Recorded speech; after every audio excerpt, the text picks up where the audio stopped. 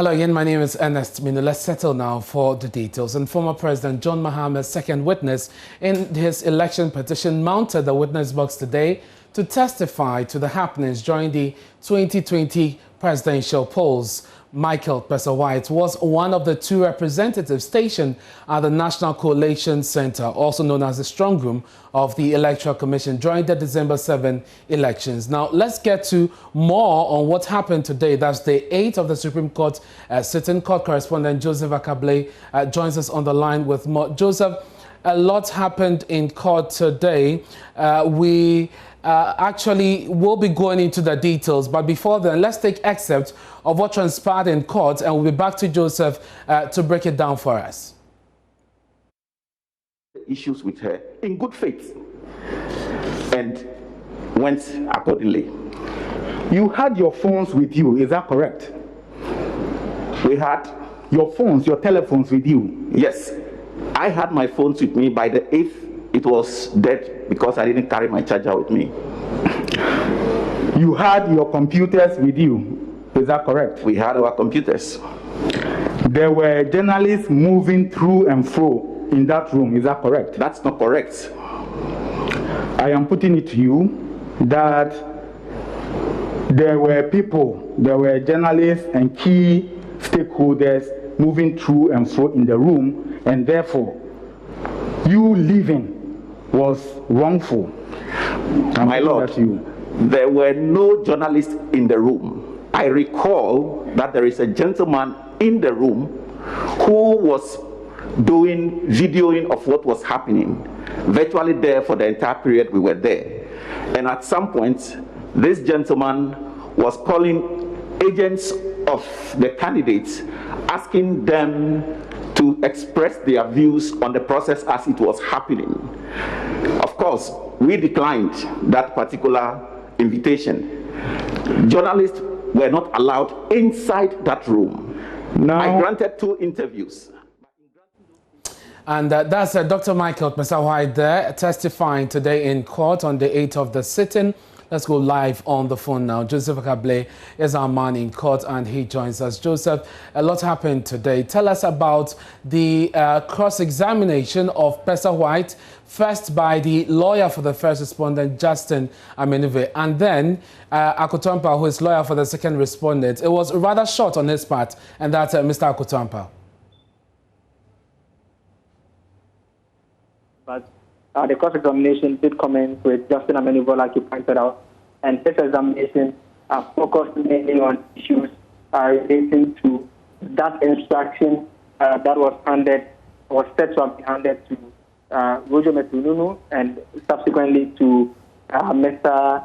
Pesawite, related to directions and consultations that we were supposed to go ahead and have with Mr. Mahama, with the 2020 presidential candidate. And so that was the focus, and the point he kept putting across to him was to the effect that that third instruction was never given, and that even if it was given, he had the option of not going and rather decided to go on his own because he had realized that they were losing the election. And so that was the crux of the cross-examination that was undertaken by Mr. Amenuve this morning. In terms of Mr. Akotampa, like you pointed, it was quite brief, and the direct question that he made was to the effect that he had the option also to obey that same instruction. And so what needs to be noted is that it is worth pointing out that in terms of the whole attempts to discredit the testimony of Dr. Pesawite, it focused mainly on the issues related to that particular instruction. And it's worth noting that it's important in this particular matter because it is his witness, his testimony to the effect that the EC chairperson did not act in a fair manner.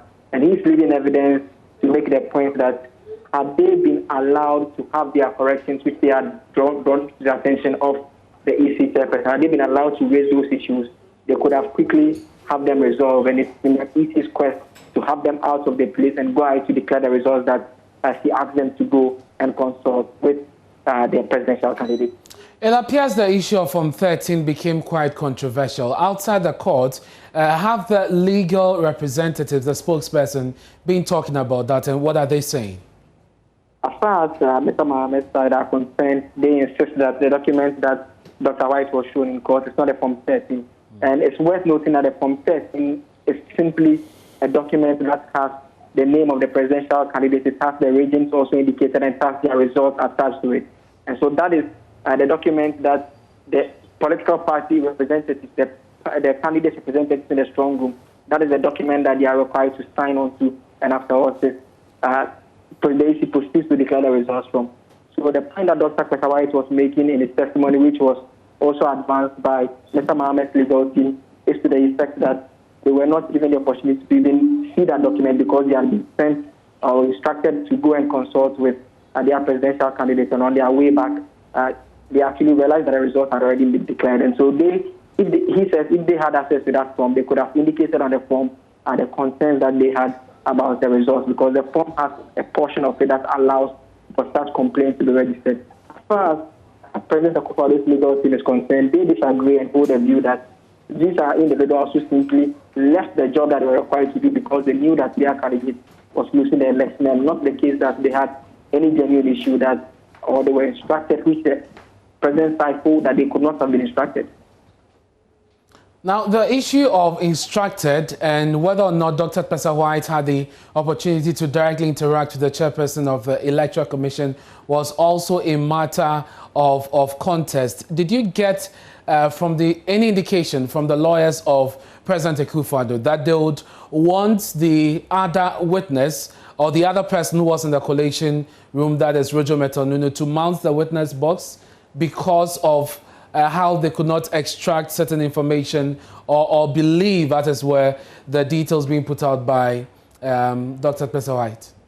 I mean, the point that President Akufo-Addo's legal team makes is that, as far as they are concerned, if there was any iota of truth in that story that is being put out if there's any iota of truth in that statement that is being put out, the option would have been that the individual who is said to have put out the story himself, i.e., Mr. Rojo Metonunu, who is said to have interacted directly with the EC chairperson, that particular person would have come in to testify rather than someone who did not have the direct interaction with him.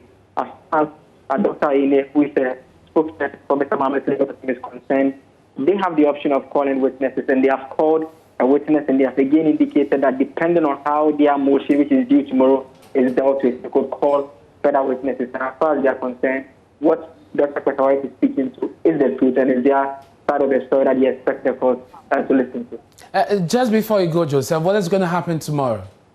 There's going to be legal arguments.